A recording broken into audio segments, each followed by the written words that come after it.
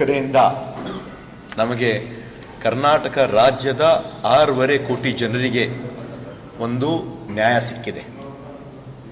ಸುಮಾರು ದಿನಗಳಿಂದ ನಾವು ಬರ ಪರಿಹಾರ ನಮಗೆ ಬೇಕು ಅಂತ ನಾವು ಏನು ಕೇಳಿದ್ದೀವಿ.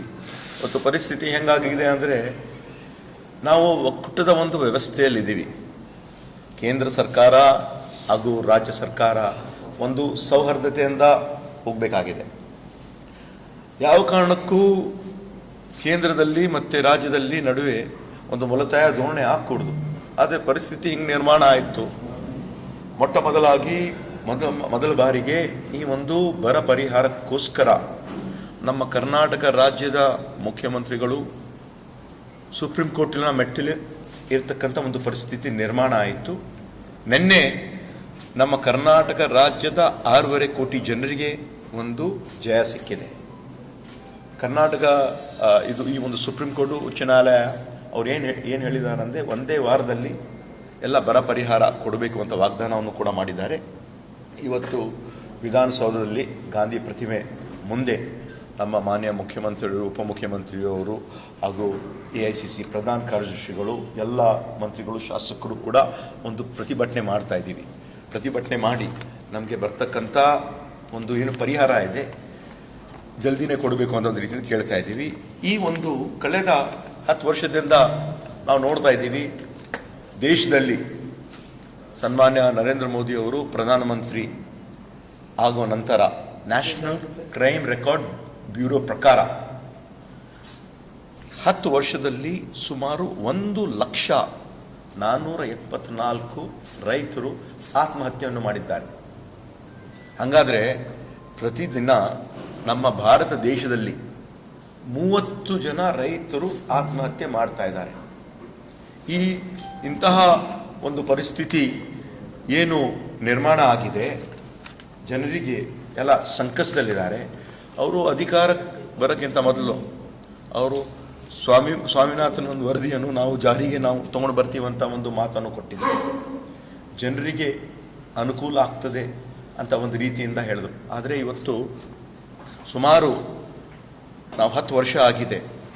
ಕಳೆದ ಒಂದು 2-3 ವರ್ಷ ಹಿಂದೆ ನಾವು ನೋಡ್ತಾ ಇದ್ದೀವಿ, ದೆಹಲಿಯಲ್ಲಿ, ಪಂಜಾಬ್ನಲ್ಲಿ, ಹರಿಯಾಣದಲ್ಲಿ ನಡೆದಿರುವಂಥ ಒಂದು ರೈತ ಪ್ರತಿಭಟನೆ, ಅದು ಯಾವ ಕಾರಣಕ್ಕೂ ಅವರು ಸ್ಪಂದಿಸಿಲ್ಲ.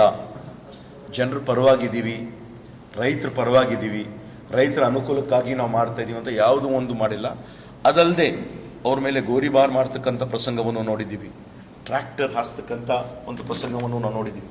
ರೈತರಿಗೆ ಅನುಕೂಲ ಆಗ್ತದೆ, ಒಂದು ಸಾಲ ಮನ್ನಾ ಮಾಡಬೇಕು ಅಂತ ನಾವು ಕೇಳಿದರೆ ಅವರು ಯಾವ ಕಾರಣಕ್ಕೂ ಸಾಲ ಮನ್ನಾವನ್ನು ಮಾಡಿಲ್ಲ.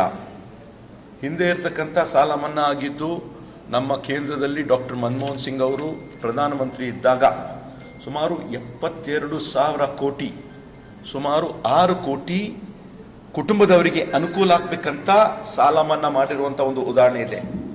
ಹಾಗೂ ರಾಜ್ಯ ಸರ್ಕಾರದಲ್ಲಿ ನಮ್ಮ ಸಿದ್ದರಾಮಯ್ಯ ಅವರು ಮುಖ್ಯಮಂತ್ರಿ ಇದ್ದಾಗ ಹಿಂದೆ ಸುಮಾರು 27 ಲಕ್ಷ ರೈತರಿಗೆ ಅನುಕೂಲ ಆಗಬೇಕು ಅಂತ ಸುಮಾರು 8,615 ಕೋಟಿ ವೆಚ್ಚದ ಒಂದು ಸಾಲ ಮನ್ನಾವನ್ನು ಮಾಡಿದ್ದಾರೆ.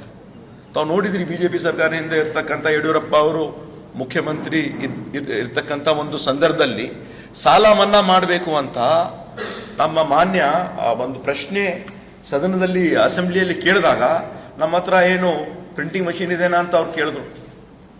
ಸಾಲ ಮನ್ನಾ ರೈತರಿಗೋಸ್ಕರ ಅವ್ರು ಮಾಡೋಕ್ಕಾಗಲ್ಲ. ಕೇಂದ್ರದಲ್ಲಿ ಇರ್ತಕ್ಕಂಥ ಮಾನ್ಯ ಪ್ರಧಾನಮಂತ್ರಿಯವರಿಗೆ, ಗೃಹ ಸಚಿವರಿಗೂ ಕೂಡ ನಾವು ಕೇಳಿದಾಗ ಸಾಲ ಮನ್ನಾ ನಮಗೆ ಮಾಡೋಕ್ಕಾಗಲ್ಲ ಅಂತ ಹೇಳ್ತಾರೆ.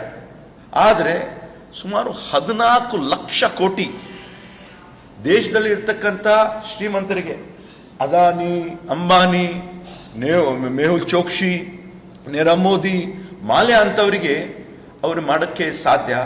ಆದರೆ ಬಡವರಿಗೆ ಅವರು ಮಾಡ್ತಕ್ಕಂಥ ಆಗ್ತಾ ಇಲ್ಲ.